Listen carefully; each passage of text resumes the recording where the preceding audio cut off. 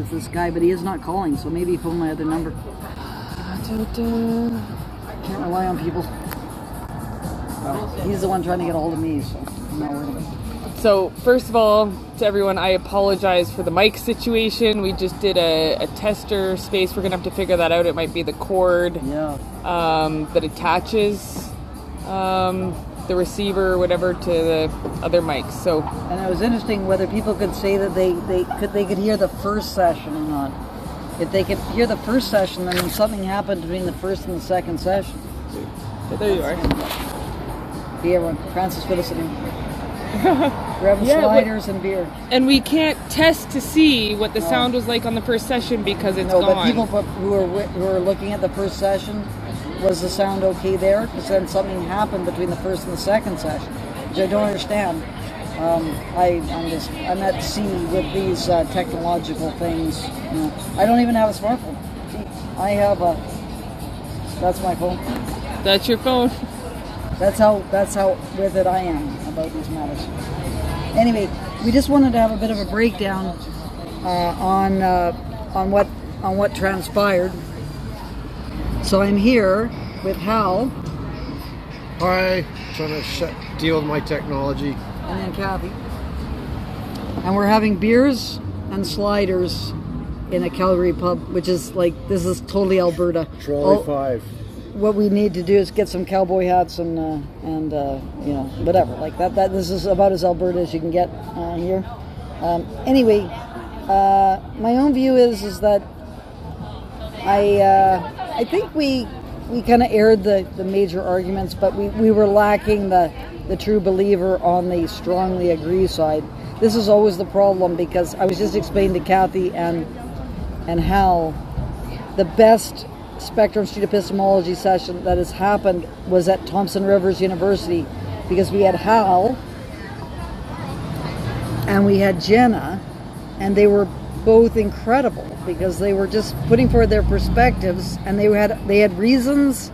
They were doing it completely intellectually, and they were willing to move to some extent on the whole thing. So that was kind of the pinnacle. But this one, we didn't have that strongly agree, so we have to make things up ourselves, and we don't really know why the strongly agree believes the things that they do. It's kind of a problem. I did a real good steelman. I think. Was I not effective? And maybe some of that was heard. What were some of your steelman arguments? That you had to accept the CFIA into your God-shaped hole in your soul and believe the science and not question it, and that those who question the religion are heretics. Oh, yeah. Right? So, yeah.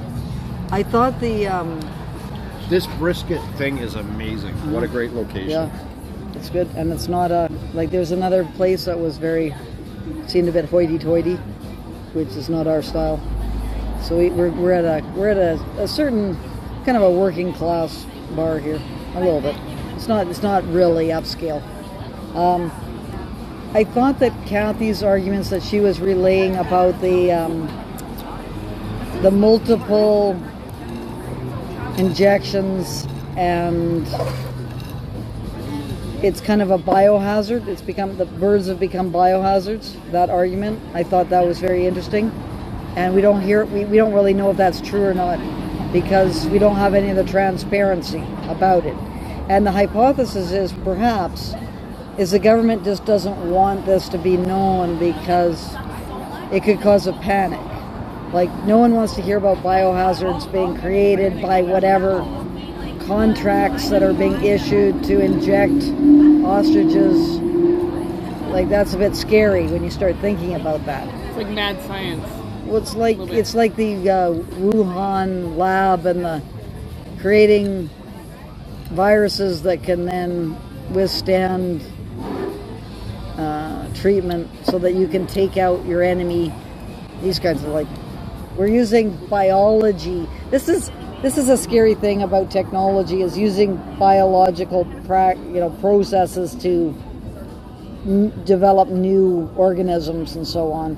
We don't know the consequences of that. So maybe that's happening in this case, in which case the government quite rightly is, bringing its foot down on the ostrich farmers and also the ostriches. Unfortunate collateral damage in the whole thing. But anyway, so what are your thoughts, Kathy? I feel deflated now that I know that the mics weren't working. But it's always just fun, I guess, practicing Spectrum Street Epistemology. Like, I'm in it more just to learn how to be better at Spectrum Street Epistemology. I look forward to doing more sessions with Frances, every opportunity that I can. And I think just on that note, because we have this kind of idea that I, Frances Widdowson, cannot be reinstated because I believe that there's two sexes, or I argue that there's two sexes, male and female, I think that would be a great topic for Mount Royal University, for example. That's just an upcoming one that is going to, And then, as well, Kathy and I were talking about Tony Hall at the University of Lethbridge, who I believe he is sympathetic to the idea that the residential schools were genocidal. He has expressed a certain amount of agreement with that idea. So it'd be great to get Tony on the mats in front of that in the atrium. Sorry to interrupt. I'm just doing last call for happy hour if you guys wanted any other drinks. All Good, thank you. Yeah, it's tempting, but I'm just having one drink. Tony, anyway, going into the atrium where I was shouted down by a whole bunch of people, and there's some kind of Kathy, what was that there at Lethbridge? In the atrium, they had some statue or some kind of mural-y kind of thing. Yeah, it said hello and Cree or something like that. Yeah. It was yeah. That's great symbolism. So take the mats in there and do it with Tony. So that's another planned street epistemology. And then this is something that should be happening. The idea here is that I really am very interested in this for universities, because universities stop, cancel, and so on. But it was kind of interesting in the park. Oh, it was very interesting, and every performance is another live rehearsal. And in doing it, it's really unfortunate. I know I spoke really well and effectively. But you speak very quietly. The more that one exercises free speech, the stronger one gets at it. So we're gonna keep exercising our freedoms. Yeah, I think it's also highly disappointing if anyone is reporting these videos. I've never had live streams just cancel. I've had live streams freeze up if my data, if something glitches or something, and then the video is still there, it's still available, it just cut out. I've never had it where the broadcast is not available at all, and this has happened twice now while talking about the ostriches. And when it happened yesterday, there was 2 phone calls, one with Mike Quigley. Quigley, so Quigley was wanting the video deleted, and then there was another phone call with Katie, who's the spokesperson for the ostriches, the daughter of the ostrich farmers, saying that she was getting a lot of phone calls saying that the messaging, wasn't great or something like that. So, very concerning to have a society where, or to have people that censor speech that they don't like. If you believe in free speech, which we should in a free and open society, you need to protect the speech of people that you disagree with. And we see that with the Israel-Palestinian conflict. That's where I've seen it the most, is people who are critical of trans activism and are lamenting the fact that you can't talk about two sexes existing and so on, and also indigenization, that there is no such thing as indigenous science. Like that is a true statement, is that indigenous science doesn't exist. If you have science, it's science, and if you don't have science, it's not science. But indigenous science is putting an ethnic adjective in front of science. So in spite of the fact that Gabrielle Weaselhead thinks that's racist and discriminatory, you should be able to say that in a university. Anyway, people who do support me in my attempts to shed light on trans activism and indigenization don't support people who are making pro-Palestinian arguments. And even I know that some of the times these arguments are made, like Natalie Knight at Langara College when she was saying that the October 7th attacks was an amazing act of resistance. That's what she said. But she wasn't in the classroom, she was just at a rally. We had people associated with the Society for Academic Freedom and Scholarship, which were arguing that she should be fired for saying that.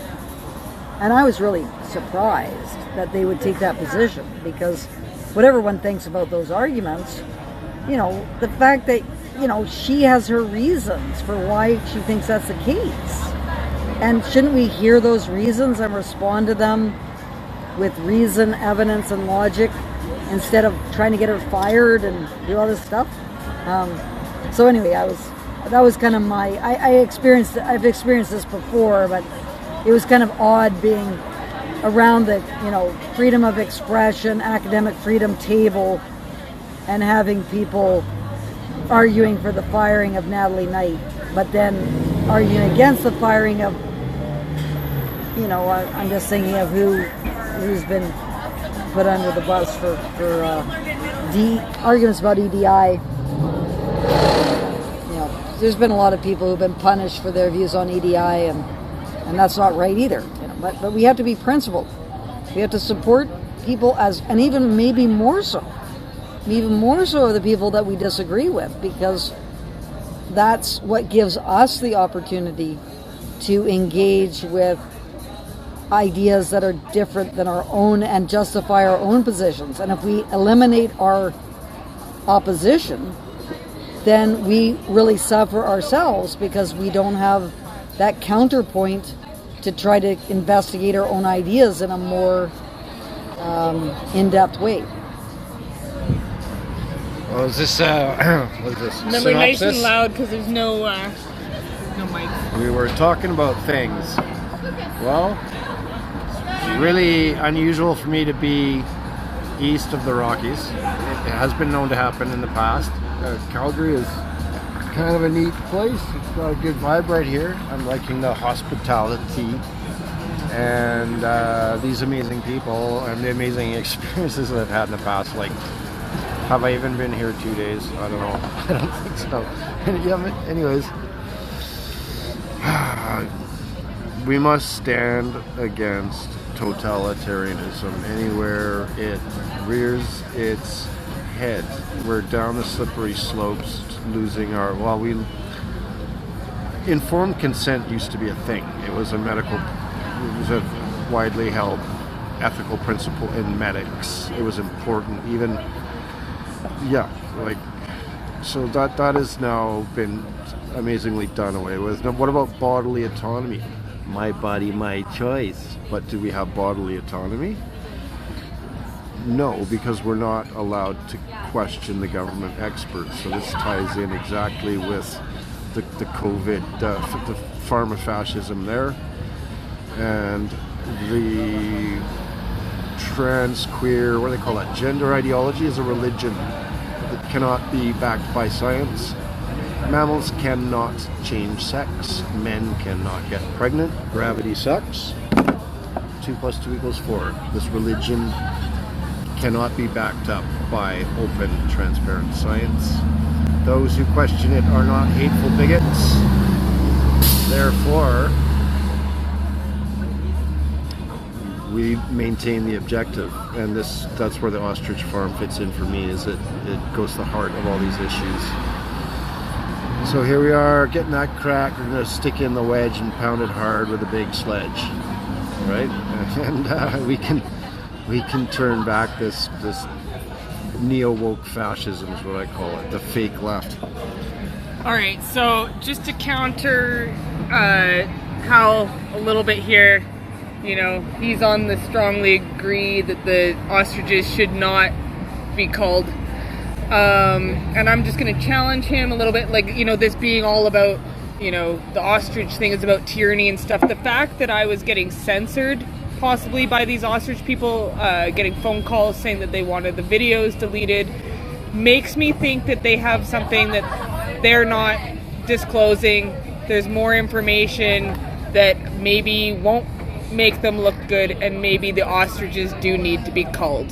So I think there needs to be more information before we just jump to having our heartstrings pulled. I'd like more information. And I'd like to learn more from Knuckle, who's on this topic. LA is another account who believes that the ostriches should be culled, and I want to hear every perspective. However, I am sad for the birds, and I don't believe in animal testing. So I'd also like to say shame on the ostrich owners in the first place for using the birds for animal testing. I don't think you actually care about the ostriches at all. And I've got to disagree with Kathy about the animal testing. Because I think that certainly we have to be very, very concerned about the ethics of it, because you have horrible things that have been done for no reason. For example, rabbits that are used that have makeup products put into their eyes to see if their eyes get irritated. I'm sorry, we don't need makeup. Makeup is well, in my feminist days, I would have said, it's the male gaze, demanding that you look attractive, that you're not good enough. Your face is not good enough, and you need some enhancements. But still, makeup is not a reason to destroy an animal's eyes. Now, other kinds of diseases, testing on animals was what allowed us to have life-saving treatments, and that would never have been possible to figure things out if we weren't using the animals. But or like experimenting on humans would have been a real, I think we can agree that if we need to experiment, it's best to start with the lowest on the evolutionary scale. Like you go as low as you can, so that the suffering is not it doesn't happen. Whereas humans, if you experiment on humans, then there's going to be a lot of suffering. That's going to happen. Anyway, so I think that we need to test on animals for certain things, but certainly I would agree that it's been too cavalier and has not considered enough the humane reasons. Where were we? Talking about ostriches for humanity. We were having a bit of a disagreement, well, at least Kathy was, about it's because of the way these owners, whomever you are, the people who want to censor that discussion that we had, that is a terrible thing that you did. I hope you realize that. Is that you cannot stop people from speaking. We need to hear these arguments. They could be wrong. They could be, have a lot of flaws to them. But if you decide, if you become the decision maker about what is going to be heard or not heard, then that's obviously going to leave things open to abuse. And as well, it's just going to provide information that is, you're going to omit information that you need. And I've always had as a policy that I never block anyone, because although I find some people abusive, I think I can take it. It's just words, and if someone calls me names and so on, it doesn't matter. But that person, when they're calling me these names, might be putting forward an insight that I should consider, and that's my view about it.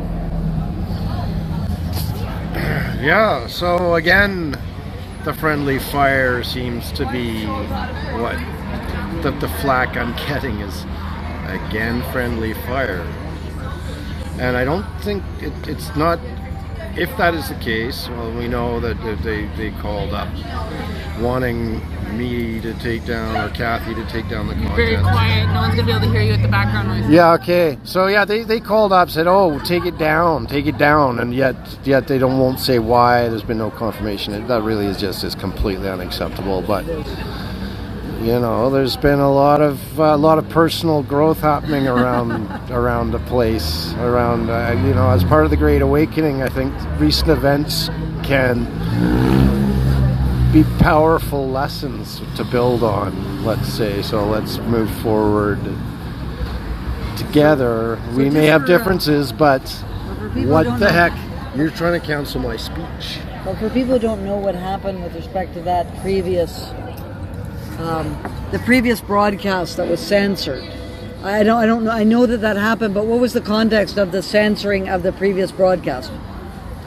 We don't know. I don't know. But what were you guys doing?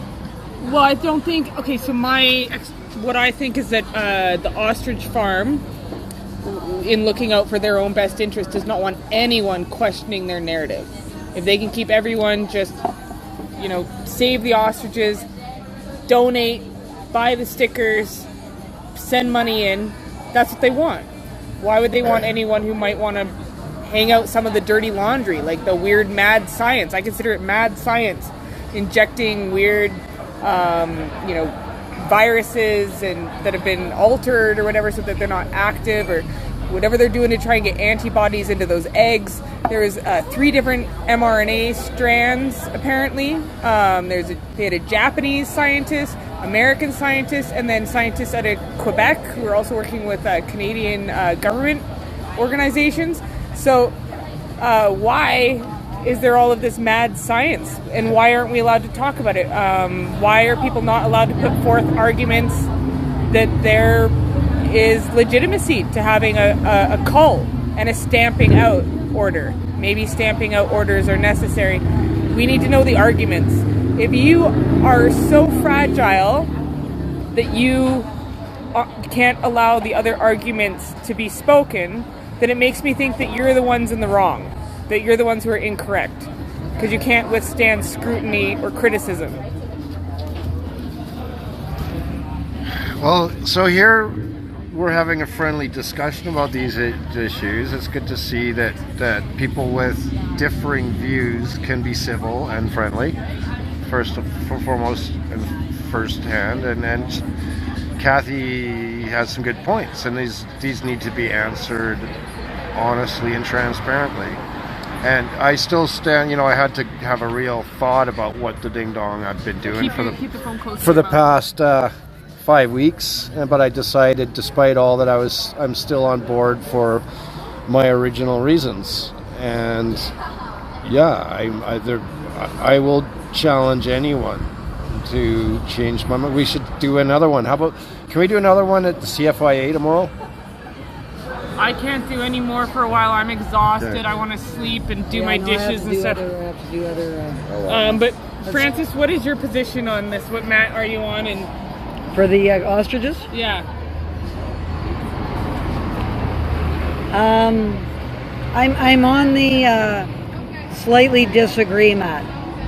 So I think that I think that Hal's arguments about the transparency, like, we need that information about why the stamping out is needed. Now, if it's about the biohazard stuff, okay, then we can talk, but it seems like the H5N1 argument is not valid from what Hal is saying.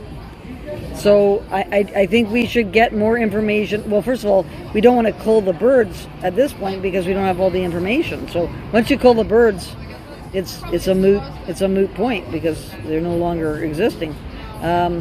So I think, and I don't exactly know what's happening with all these animal testing things that are going on. That's another area that really needs scrutiny, because people are creating new genetic forms. Once you start doing that, you can release things into the environment that can have quite serious consequences. Like Wuhan as far as, like, it's kind of funny about the Wuhan lab leak, because I thought it was an animal. That was because of the animal stuff in the markets, and I thought that it was political correctness about Chinese eating of wild animals that was causing us from reckoning with that situation. So there was a lot of discouragement from believing the Wuhan lab leak theory, and that sounds very frightening, what they were doing there. So that kind of stuff, like this using biological entities as weapons. Anyway, it's possible that there's some similar kind of things going on with the ostriches, which I think we should have a lot of oversight about that. And I don't know if it was true or not, but I was really reading in the media that, the ostrich farm people have been quite resistant to government oversight about their operations. I don't know if that's true. Have been resistant. Well, yeah, see, this is the first farm that has stood against the stamp out policy. So that's precedent in Canada here. And the reason it's a successful challenge is because we have charismatic megafauna. Let's face it, the ostriches are cute and fluffy. If it was just a bunch of other chickens, who'd care? But no, these are ostriches. Look how cute they are. Right? But yet it's important to stand against these sorts of totalitarian policies that cannot be questioned and don't make sense either. So make it make sense. And indeed, there needs to be full transparency from the farm. And I hear people saying, oh, these ostriches are now like biohazard weapons. Well, I admit it's possible, but why were they not standing to uphold their claim today here in Calgary, Alberta? And as well, why, if they are biohazard, well, I guess the government might not want to release this situation. So that's what you see with information that is withheld. They're afraid of some kind of wider social scrutiny happening about a particular case. And so if it's true that these ostriches had all these things injected in them and therefore are somewhat hazardous, the government wouldn't want it to be known that it approved that sort of thing to be going on. Like if it's legitimate. And it's like, whoa, what are you doing? And is that happening? Is that happening in other places too? And what is the implications for having all these testing going on all these different animals? So I find that the whole thing is very uncertain. Like I'm very close to the neutral mat because, again, it's like the information is not clear, and with the latest kind of stuff being done by the ostrich farmers with their censorship, that again has now provided more suspicion about what the situation is. Yeah, I think the ostrich farm is suffering from it's a social contagion of poisonous ego. Okay? Pull your heads out and listen to people who have something to say and acknowledge that those considering accepting or delegating responsibility, actually it's incumbent on them to realize that responsibilities can be very real and bad things happen when people fuck up. Queen of the North, Prince Rupert Coast Guard Radio. Yeah, so drop the ego and listen up. And yeah, the ego in all cases is the poison. No one can control me. Not even Frances Widdowson. Yeah, she does. She has you on speed dial. I saw. She called you and you submitted. But I say whatever I want, whenever I want. Frances she's never told me not to say something. She just lets me, she might suggest that perhaps this is better language to be used or this or that, but she's never said you can't do this or you can't do that to me. I'm an individual. I represent myself. I don't represent Frances Widdowson, and Frances Widdowson doesn't represent me. And no one can tell me what to do. So as soon as those bird people were like, you need to delete that video, I was like, no, it's not happening. So yeah, no one, I don't enjoy it. I don't appreciate it. And I don't like this kind of feeling where people are like, they need to control what someone else is saying or doing on their, social media or how they're expressing themselves. And I try and fight that urge within myself, because I have that urge as well.